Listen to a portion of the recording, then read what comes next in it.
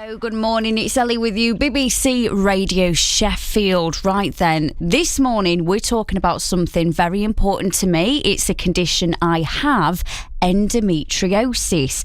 Now, the NHS defines it as one of the 20 most painful conditions a person could ever have.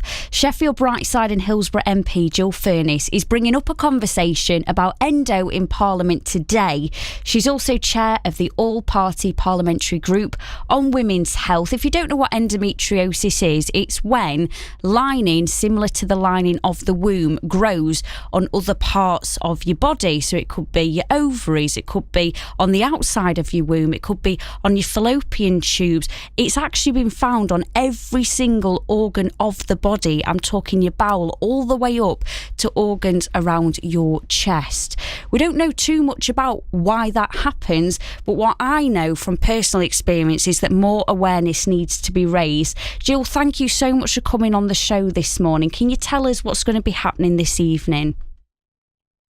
Yes, thank you, Ellie, for that. And it was a really good a description of actually what this terrible disease causes. This evening I've got what is called an adjournment debate, which is just a short debate after the end of the other business, which I want to use to raise the profile of this and see what we can do to make lives better for these women. I first became interested in it when Sir David Amos, who you will remember, is no longer with us, unfortunately. He actually established that all-party group as his wife had suffered from it, and also he'd got a constituent who'd come to his office and asked him.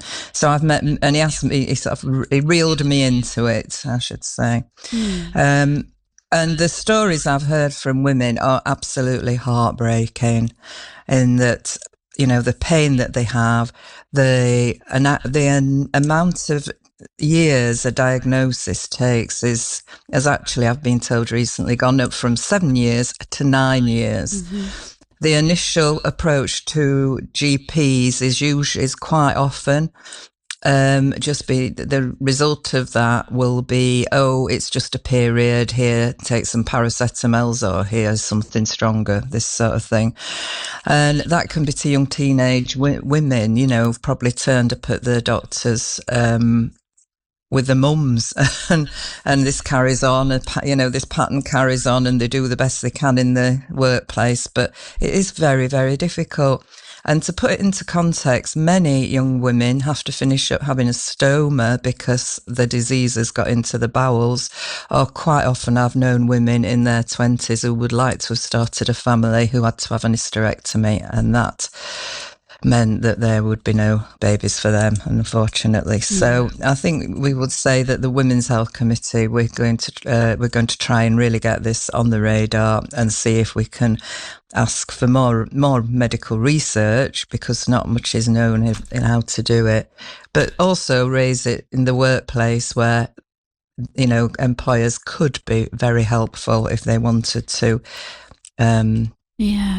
Unfortunately, Gill, I'm sure you know this, which is good that you're raising awareness. It wouldn't matter to me, of course, if you were a Reform, Conservative, Green, Lib Dem candidate. It doesn't matter that you're Labour. I'm just glad that you're bringing this up.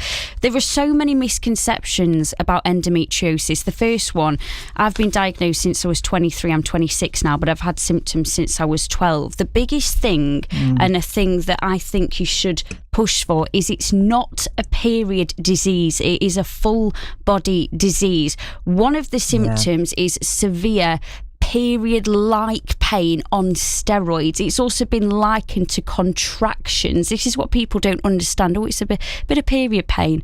It's not like that. You have fatigue, you have migraines, you have muscle stiffness, your legs feel like you've run a marathon, your bowels don't work properly, you get gastro problems, you can get ulcers in your mouth, you can feel severely run down. The amount of symptoms I could reel off, things that I experience monthly, is just horrific. What have people, women, and those with a uterus, what have they said to you about how they cope day to day with endo? It's very, very difficult, and quite often they do have to give up their jobs because they cannot cope.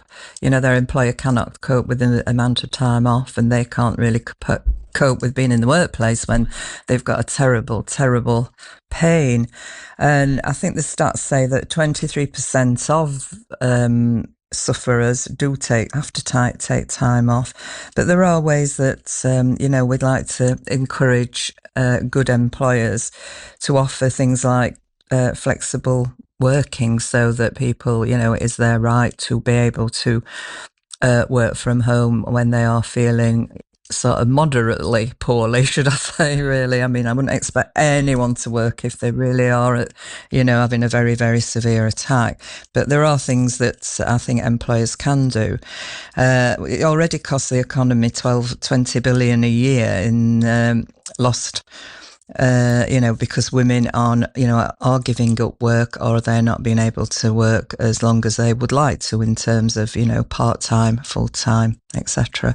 So I think there's a lot of discussion to be had about this, and I'm sure there are things that can be done, but I particularly would like to see more research into it, because it does seem to be the sort of forgotten disease that's out there that only women have to put up with. And of course, as you've just touched on there, you're bringing this up, the impact it has on women who are working and have endometriosis. So Jane from Barnsley got in touch with me, Gill. She's 41 years old, and she wanted to tell you how her work supports her with her endometriosis. I'm lucky that I work for an NHS organisation which supports staff attendance rather than looking at it from a sickness point of view.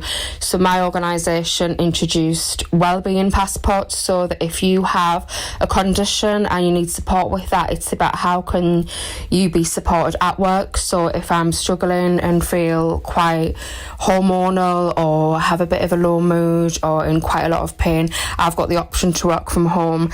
I've struggled from, say, 12 years old with painful menstrual cycles, and I think a lot more needs to be done in the workplace to support staff at work, such as wellbeing passports. And I think knowledge and awareness that a lot of women who suffer from menstrual pain, long menstrual cycles, need that extra support, and not for it to be so much of a taboo subject. I think it needs to be spoken about more, and if women had that support at work in the organisation, then they wouldn't be scared to talk about that. And I think having a female boss really helps. She's very understanding. I don't know how I would feel if I had a male boss. Would I feel comfortable speaking about that? But I think the top and bottom of it is supporting that attendance at work, and supporting that employee to feel well and know that they can speak about that, and it's not to be so much of a taboo subject. Jane from Barnsley there. Now, of course, Jill, you've spoken about what she touched on there, flexible working, being able to work from home if possible, understanding from your employer. But do you think that the average workplace has enough information about what endometriosis actually is and how to support their workers?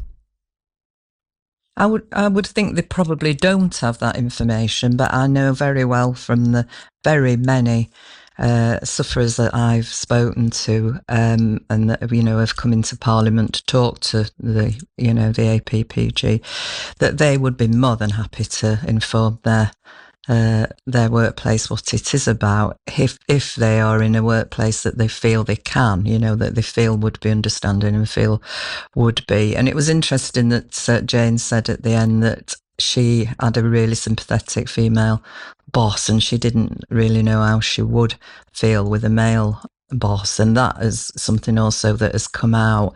So maybe organisations should look at having someone female who the people can talk to about issues like this, because it's not just about this. Obviously endometriosis, we're talking about this, but also there are period problems that are not as severe as this, that people sometimes need time off. We've got things like IVF and I've just said menstruation, haven't I? But all the things that apply to women they do usually like to speak to another woman about it. And wouldn't it be good if everyone had that woman in place who was available for young women or older women to discuss their dilemmas they can find themselves in. Absolutely. And of course, the biggest thing is awareness. And again, that it's not just a period condition, it's full body. So in an ideal world, Gill, and I'm with you on this, hopefully, what would you like to see change after this debate, or where are we moving towards? I think we really need to raise that awareness. This really, to a certain extent, is this, because you're talking about it today. So that's wonderful that, Ellie, you're not only talking about it as a job, but as someone who has got great experience in it. And I think we've got to look at the clinician's side of it, that it's not good enough saying to a young woman and her mum, quite likely, oh, it's just a period. It's just, something new that's happening to her. She's fine. And because many of them, and this may apply to you and Jane, go to the doctors time after time after time and still don't really get anywhere. And the sadness of it is nobody really knows what it is or how to cure it, because there are very few consultants. So we have to try and put that right, don't we? And I think we as a women's movement, between us all, should be able to do that. Thank you ever so much. Sheffield, Brightside and Hillsborough MP Gill Furness there, talking about the impact of endometriosis in the workplace. She touched on it there. There is no cure for endo. You're diagnosed with it.